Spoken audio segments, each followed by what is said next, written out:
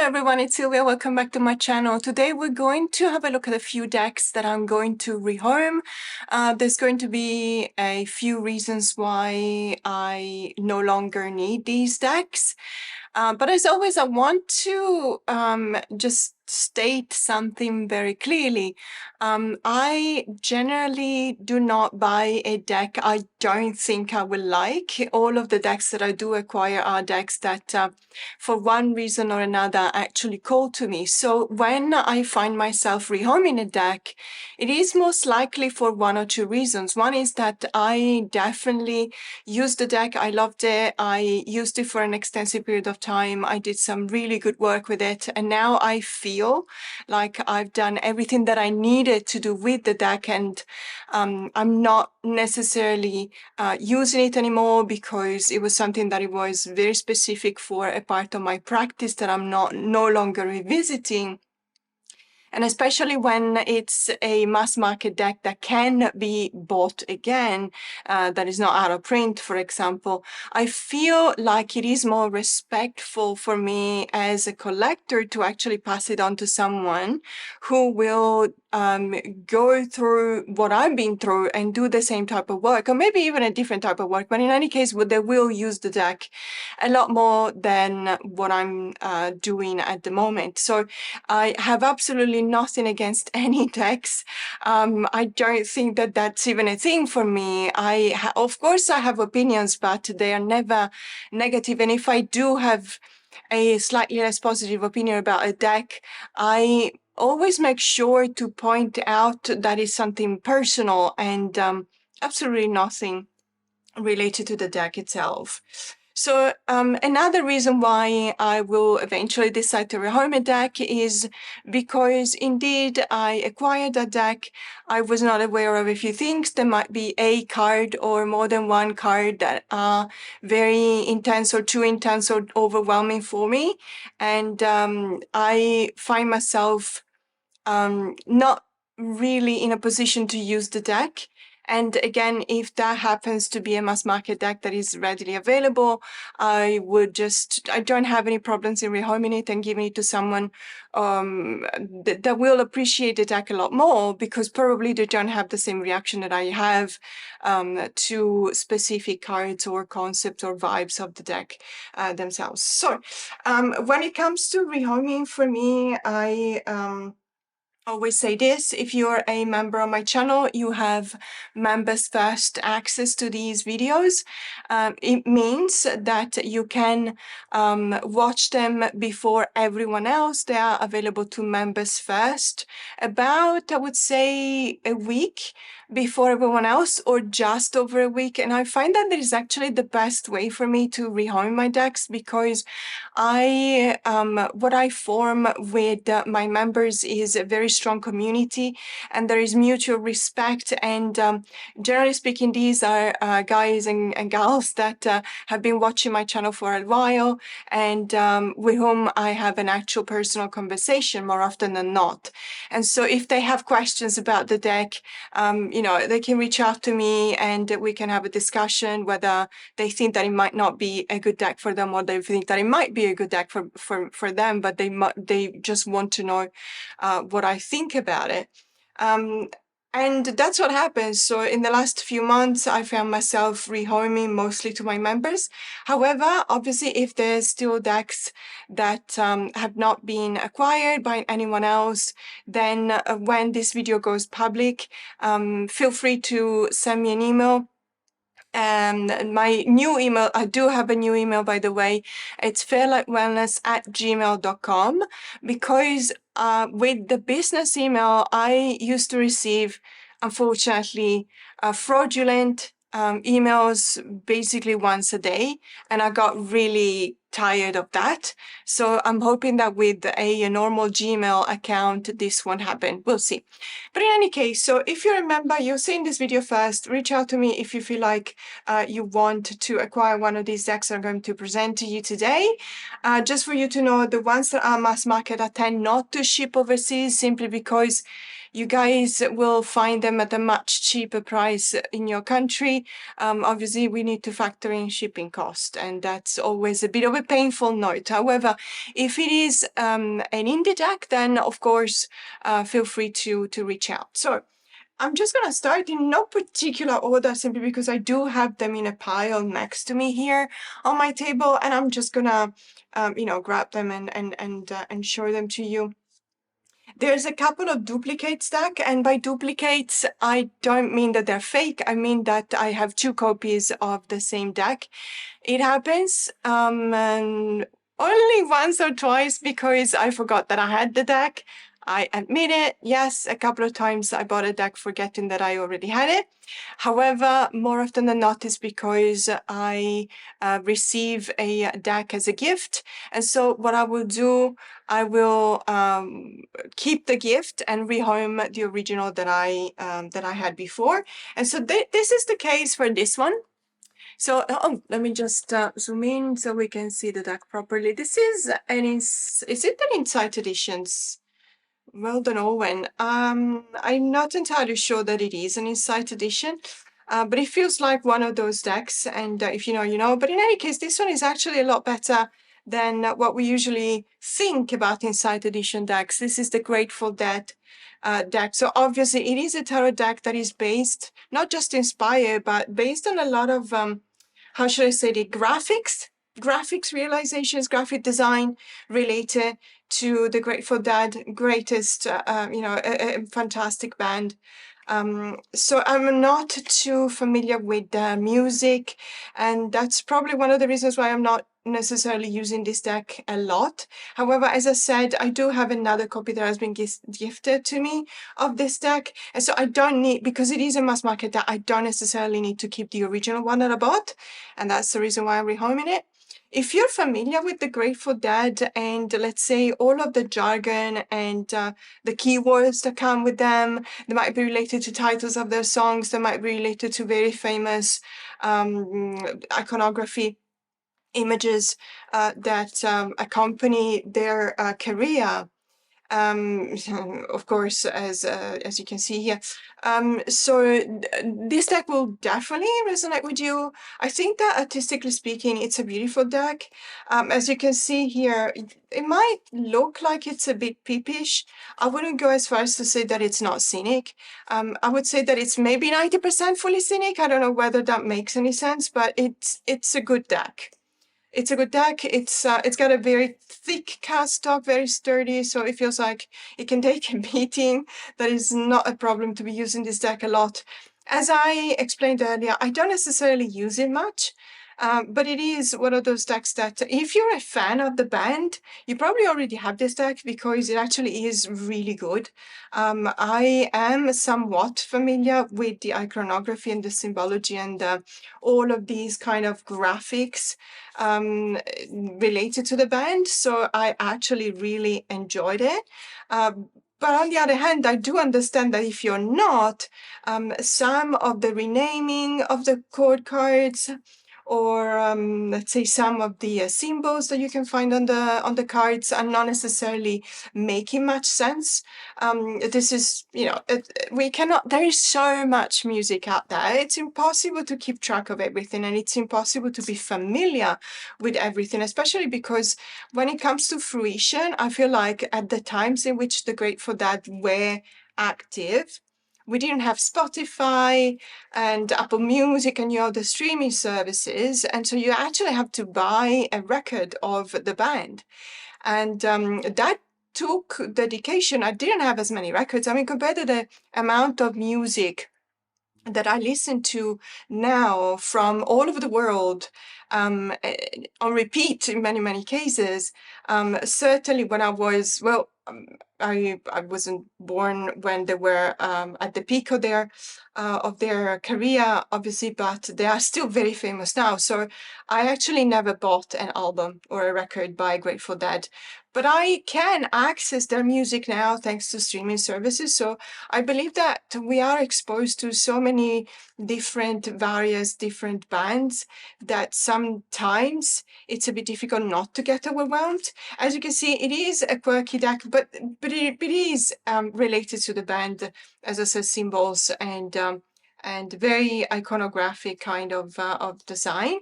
So let me know if you're in Australia, obviously, because this is a mass market deck, so it's readily available. So if you're in Australia and you're interested in this deck, let me know. Reach out to me via email, and I'll be happy to discuss it further with you. And without much further ado, let me just move on to the next deck. And as I said, this one, I actually have another copy. So this one is the Cosmic Crossroad Oracle. I don't remember whether this one is a rehoming from a couple of months ago. I don't remember whether I talked about this deck or not. I've actually been using this deck for my members' videos. When I do the energies of the week videos, in which I read every week the energies surrounding that particular week for all of the zodiac sign grouped in alchemical symbols. I have to say that after that really deep work that I've done with this deck, I've actually set this deck aside for a while. And I don't feel it just doesn't call to me any longer, simply because on the one hand, I do have a lot of other decks that cover the same space and that fulfill right now the need that I felt was fulfilled by this deck when I was using it. On the other hand, there's a couple of cards that gave me the possibility to do a lot of work. The grief card specifically, it had become, and the discontentment, ironically, they're together. So they had become kind of stalker cards for me. And I was doing a lot of work on discontentment in the month of April, at the beginning of the month of April, because there were a few things that were just not clicking, not going, not just not working. For me, in my life at the time, I slowly started to fix many of the issues that I encountered in the month of April and May. And ever since, I would say that it's me, it's very personal, as I always say, but every time I look at this deck, I remember the times in which I was using it, in which I was actually really, really, I'm not going to say depressed, because it wasn't. That's not what it was. It was very circumstantial. It was very due to a number of events, but I was really down. I felt really, really down and discouraged and discontent. And so looking at this deck even now kind of communicates to me those feelings that I was going through. And I honestly don't want to go there. I'm not ready to go back there. Maybe in years from now, I don't know. But it was a really tough 6 weeks. It still is. We're not entirely. I do know that there's a lot of astrological influences that will continue on for another couple of weeks, and so I'm kind of hoping that once those are cleared. But we do have Pluto in Aquarius, and the problem with Pluto in Aquarius is that I certainly feel the need to change things in my life, but I don't yet have the necessary means to do so. So it's incredibly frustrating. So the Cosmic Crossroads Oracle, as I said, still mass market deck, I believe, from Hay House, yes. So if you're in Australia, please reach out to me if you want to acquire that deck. And now there's another couple of Oracle decks that are mass market. And I simply want to rehome this deck simply because I have so many decks, literally so many decks that cover this space, that I feel that if I had to go through all of them, I would definitely, how should I say this? I would lose balance. I would lose the grounding that I need in my practice. And that is not a good thing. I'm an air sign. Losing grounding is actually quite dangerous for me because I would just float away. So I need to feel grounded. But at the same time, when I'm doing a specific type of work in my practice and I face certain issues, I use 1 or 2 or 3 specific decks. And if I start having 8 decks that cover the same issue or the same practice, part of my practice, I feel like I start feeling that there are too many. So again, these are mass market decks, both of them by Rockpool. There's another number of, let's say, witchy or dark magic related kind of decks that are coming out in the next few months by either Rockpool or other publishers. And I honestly, I know that it will be very easy for me to rebuy these decks should I want to use them again. Rockpool is Australian, so it is very easy to find them, but it's also very easy to find them at a very reasonable price more often than not. When I go to a Mind, Body, Spirit festival in Sydney at the Rockpool stand, they would just sell 3 of them for 60 Australian dollars, which is, $20 a deck. It's about I would say $12.50 US. So as you can imagine, I want to make room for other decks that I feel I've been called to more than these 2 right now. And if I do eventually want to get back to these, I'll be able to do so. These are beautiful decks. There's absolutely nothing wrong with them. As a matter of fact, this one is a deck that I used a lot simply because it feels like it pairs up really nicely with the Somnia Tarot, which is by Nicholas Bruno, one of my favorite decks, tarot decks of all times. It is an indie deck, and by the way, I cannot wait. Did you guys back the Kickstarter campaign for the Oracle and the other edition, a revised edition of the tarot deck? I cannot wait because it's borderless on top of that. And I'm thinking this deck, I don't want to close any bridge or any doors. So if when I receive the Somnia revised edition borderless, I feel like I want to use it with this one, I will buy it again. It's fine. But when it's a deck that has these types of cards, I have so many of these that right now I feel like 2, 3 too many is actually taking me away from that sense of balance that I need that I was talking about. And so that is one of the reasons why out of all of the other decks that I've got that cover these same kind of vibes, these 2 are the ones that I've chosen to rehome. It is really beautiful, as I said, photographic deck with some manipulation done on the images. The keywords are very powerful, and there's also a sentence, let's say a message at the bottom of the card. So should you wish to, this is obviously a mass market deck, so should you wish to acquire this deck and you're based in Australia, don't hesitate to reach out to me. And the same reason goes for the Witching Hour Oracle. Really, really love this deck when I acquired it. Let's say the other one is a lot more darker. This is just witchy.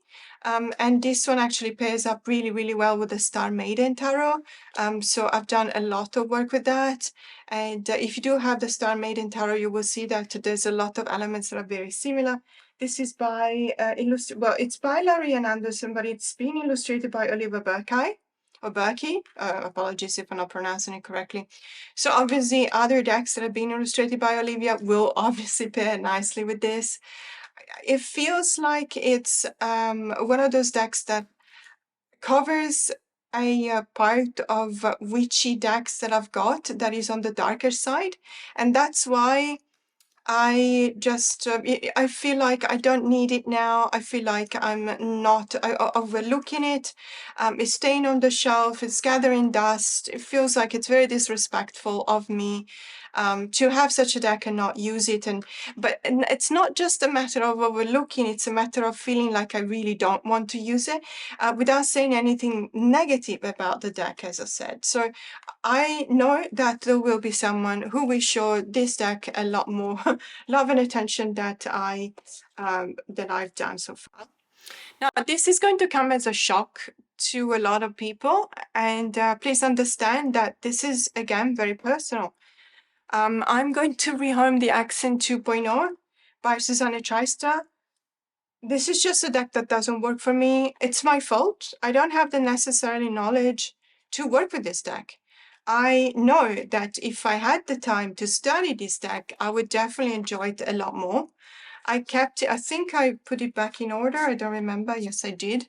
Because I did try and study. I did try and get a grip of the cards and understand everything that was displayed on the images. This is a very symbolical deck. It's really symbol heavy. It is an esoteric kind of deck, and obviously it does refer to hundreds of different disciplines that you can find. And there's a number of reasons. So I'm just going to say this. There's been a couple of comments from you guys about a few of these cards. And I did not really understand them at the beginning, in the sense that I'm always open to try and understand the reasons why that creator would use a certain, let's say, an archetype or a symbol or an image, or even a certain reference to an existing discipline, science, historical fact, event, personality, and you name it, right? So I always want to understand why a certain subject has been used to depict a certain card in tarot. When I don't resonate with it, let me take a step back. So before I tell myself that, no, I don't like it, I don't resonate with it, I try and understand it 100%. So I will allow myself to say this meaning doesn't resonate with me only when I'm sure 100% that I understood what the intention was from the creator, and also when I'm 100% confident that I can explain it. There is a friend of mine from many, many years ago. I had the pleasure to meet her dad before he passed away. Fantastic person, really incredible personality, a philosopher. And I remember him saying, Silvia, when you can't understand something, it means that you did not understand it yourself. You don't know it. It means that you don't know it. You cannot explain something you don't know. And so when this is the way in which I test myself. Do I not resonate with this deck because I don't understand it? I try and explain it, and if I cannot, it means that I need to do a lot more work. But I cannot do work with this deck. I just cannot. It's just too much for me. And again, it's just, I do love, love, love some of these cards. But then again, the association of Hannah Arendt with the Queen of Wands is just not resonating for me. I can see some ideas behind it. I have read so much extensively Hannah's work. Many of it resonates so much because I'm Italian, and obviously my family, at least my grandparents, were, and they were alive, obviously, during the Second World War. And as a consequence of that, when I was little, I was hearing these stories about the Second World War. And so Hannah's writings has always been incredibly pregnant of meaning and poignant for me.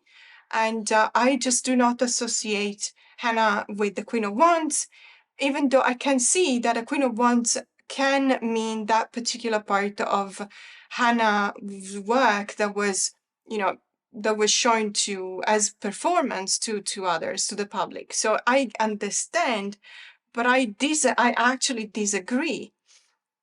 And so that maybe even Nikola Tesla, to be honest, the king of one. So I'm not going to spend too much time on this. It's also because I honestly feel like I don't want to invite any kind of discussion on it. It's just, it does represent a failure for me. I failed this deck. It's not the deck that failed me.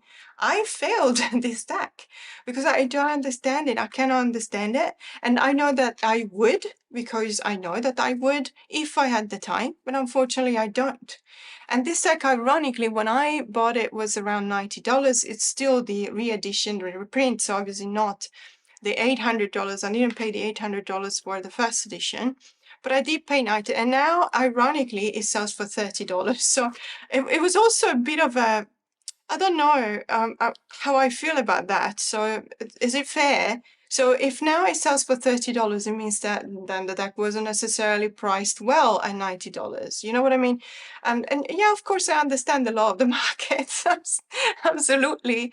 but it doesn't make me happy to see that. And there's a number of reasons why. I know that if I will one day find some time to study, I would just repurchase it, and it's fine. The next deck is a deck that I consider many, many times for rehoming.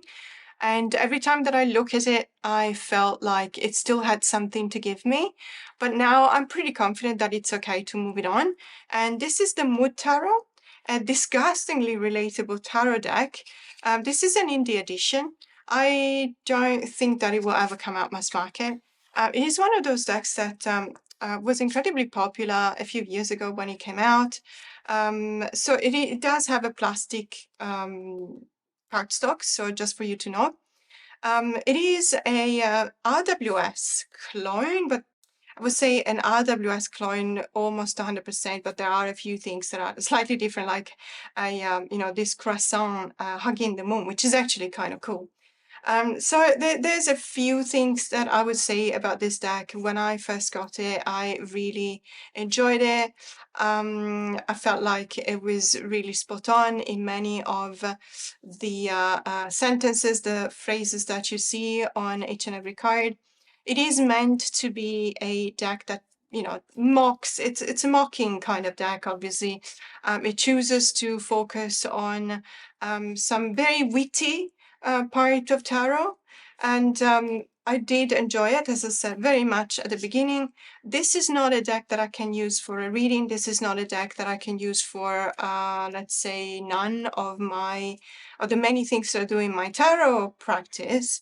And so I kind of asked myself what the purpose of this deck is in my collection.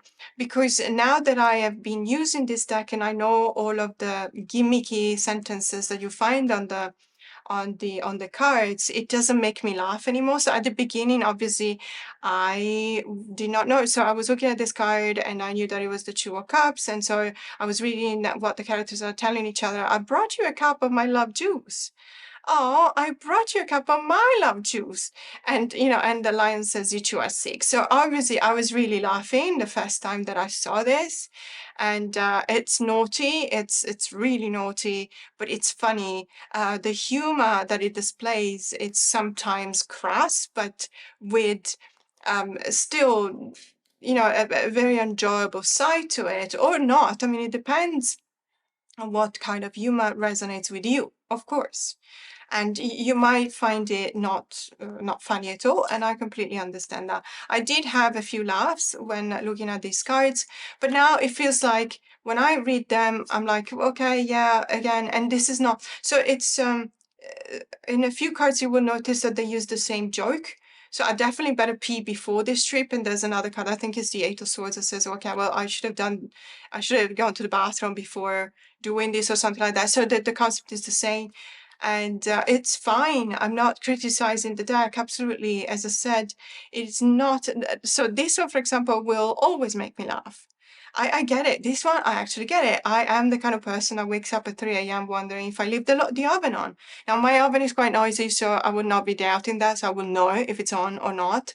But it could be something else. Maybe it's the bathroom light downstairs or something like that. So I do laugh again. I still laugh when I look at this one, but this is probably the one card that still makes me laugh. And all the other ones, I actually find them a bit trite after you do. I have been interacting with these cards for a few months, close to probably a year, if not longer. And now I feel like somebody else may actually take advantage of this deck and they may laugh with it. And so I'm willing to part ways with it. Last but not least, again, do not worry, it's not a shocking admission of not liking a deck. I have received as a gift another copy of the Scarab Bandalia, and so I would never reown this deck. I think it's one of my most beautiful collage decks, because I have many. And ironically, after so many years, my number one is still the Voyager Tarot, which, it's funny because after so many years, that deck has always been number one and it's never lost its position. But this is such a close second that honestly, it's I do believe that it's an incredibly beautiful deck. It's absolutely gorgeous. So the Sky Bandalia is an indie deck. I don't know whether it's still available or not. I believe that it might be. I received it from some lovely subscriber that has sent me a box of decks that she wasn't using anymore. So thank you so much for that. I always appreciate gifts. I really do appreciate them, actually. And this one was one of the decks that I already had in my collection. And I really, it's an amazing deck. It's really beautiful. It is a collage deck. It's a well done collage in the sense that we do see a lot of collages, around that they don't show the artist mastering the skills of collage, whether it's digital or manual analog. It doesn't necessarily change much for me. Sometimes it's actually done on purpose. Sometimes you will see the line out not in here because these are well made. Sometimes you will see some of the images that will show you a little bit of the white line. I don't know if you can tell this one here, for example. They show you the white line outside of the image that has been, let's say, carved out of a bigger image. But that's done on purpose sometimes, so I'm no one to judge. It's a beautiful deck. So as I said, I don't really need 2 copies. That's what I'm saying. That's why I'm rehoming the original one that I bought. I don't need 2 copies. I don't necessarily use it a lot. Collage decks for me are very specific when it comes to how I use them. I would use, for example, I do use the, what's it called? The Night Wait. I think it's the Night Wait or Tarot by Michelle Nightwait. So that deck and the Rosebud Tarot, they're both mass market decks. They're both collage decks, and I love them for divination. But this one, not so much, not for divination. So when I use it for very specific, but different specific purposes. So it's still part of my collection, as I said, the copy that I received as a gift. And so I'm pretty happy for somebody else to acquire this deck because it is really beautiful, and I really believe that it will work really well, in your collection. It's also a collectible item because it is, let's say, the product value of this deck is really high. You can tell from the cardstock, the entire production is fantastic. And so, and it's an indie deck, so obviously it might go I don't know. Nowadays, I don't dare to say something like, oh, this deck is probably going to go mass market, or this deck is definitely never going to go mass market, because I've been proven wrong a few times, and so I'm not going to say this any longer. But it is an indie deck for now. So, Scala Bandalia, that was it for today. As I said, if you're a member of my channel, you've seen this video before everyone else, so you have 8 days of time to reach out to me if you're interested in any of these decks. Let me know, and if not, thank you so much for watching anyway, and I'll see you next time. Bye.